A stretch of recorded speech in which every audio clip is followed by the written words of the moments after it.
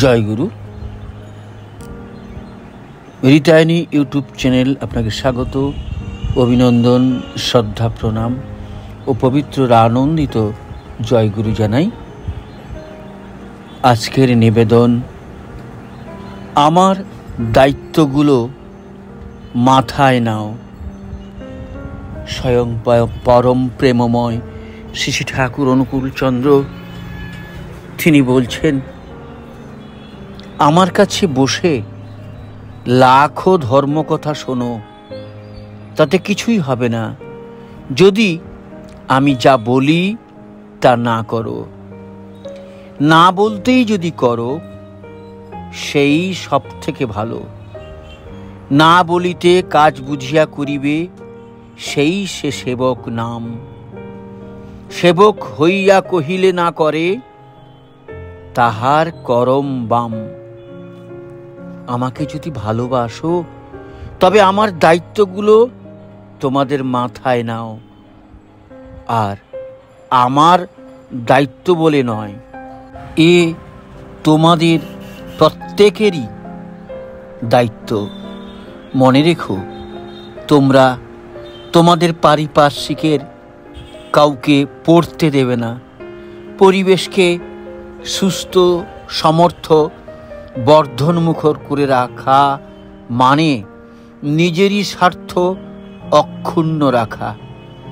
তোমার ভালো থাকা একলা তোমার হাতে নেই, এর অনেকখানি রয়েছে পরিবেশের হাতে।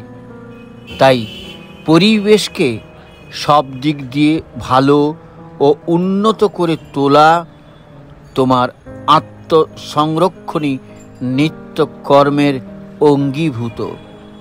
এ যদি না করো, তবে ধর্ম হবে না, অর্থাৎ বাঁচা বাড়ার পথে চলা হবে না, বিন্যাস বিভূতি লাভ করা যাবে না।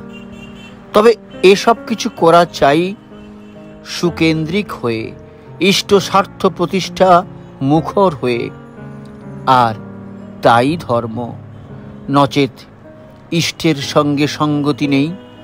খুব সেবা করে বেড়াচ্ছি, ও কিন্তু প্রবৃত্তির সেবা।